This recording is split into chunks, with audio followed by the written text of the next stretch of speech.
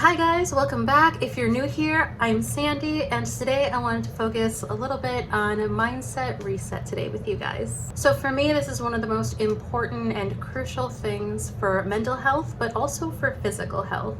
So they say that weight loss starts in the kitchen. I don't think that that's entirely true. I think that that's partially true. I really think that it starts in the mind and in the spirit, because that all represents the beliefs and the worth that we have in ourselves. And I know with a lot of people, that is a big struggle with their weight loss journey. So one of the main examples of this is that as humans, we are broken and we are stubborn and we don't want to be wrong. So one thing that we do is we self-sabotage, because if we tell ourselves that we're not enough, if we tell ourselves we're never going to lose the weight, and we don't gather our thoughts in the right places, we're always going to prove ourselves right, only because we never want to actually be wrong. I think that we don't want to think that we don't know ourselves, and we feel like, well, I know myself best. I know that I always eat after this time. That's just the way I am. And we tell ourselves these things and we make it a habit to always say those things. And then we do it to kind of reaffirm that we're right, that this is just how I am. And it's a I told you so, so that if maybe you don't lose the weight, you just think, well, I kind of already knew it. I was right about this all along. And for the longest time, and I even catch myself still doing this, but I used to do that all the time. So whenever I gained weight and life was just getting hard, it would just be a habit for me to stress eat. And then what's worse is I would make it very cyclical by telling other people when I felt myself gaining the weight. I would say, oh, it's all the stress. I always stress eat. I've always been like this. I've always gone up and down in my weight because I'm just more prone to eating when I'm stressed out. And that might be true, but by telling people that I'm always doing that, I always have done it, and it's just something that I do, I'm kind of making it a part of my personality, a trait that I have, and I do it without thinking.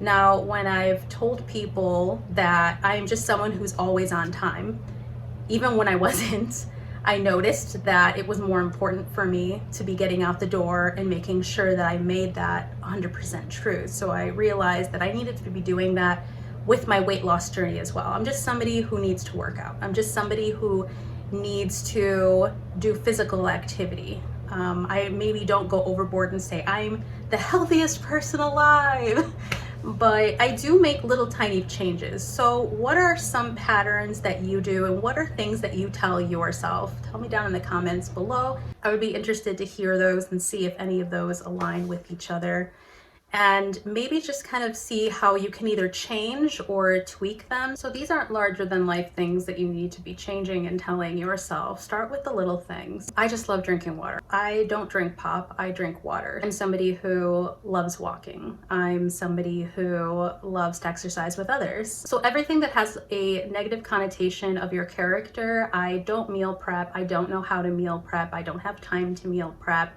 I hate healthy foods. Just find a way to tweak them. Write them down first, though, the way that you are saying them to yourself. Try to be very present with what you're saying to yourself. That way you can kind of tweak it and say, I still need to learn how to meal prep. Maybe I'll join a community for that. Maybe I'll try one once a week, and maybe it won't be that bad. So once you've written everything down, and then you'll kind of know how you need to change little things around. Maybe you can join a community of other people who meal prep. Maybe you can join a community of walkers or whatever it is. If maybe you don't like HIIT exercises, but you like yoga and you like things that are slow paced, and then maybe you can do those at home or at a studio, and you can kind of feel yourself getting in the groove of things and just say, it's not that I hate exercise, maybe, like I like yoga. I do like to move my body. So then it doesn't become solely focused on what you don't like and just what you're not good at and all the things that you hate and all the things you can't change about yourself, but it'll be focused on all the things that you can do and all the things you can change for yourself right now. And if you practice switching your brain toward the positivity and what you can do, I promise you, it's gonna feel easier and easier to say, oh yeah, like if I can do that, I can do this.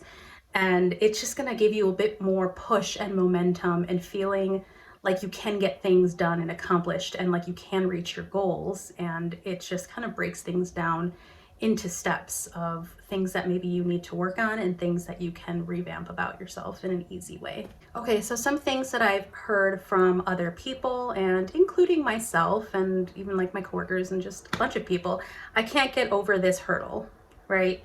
We've all gotten there where we've hit this slump and we're just like, I can't get over this. Or once I do, I always come back to where I was. I've always struggled with my weight. That's me too. I mean, a lot of people have, so this isn't exclusive to maybe just us, and we kind of feel like it is.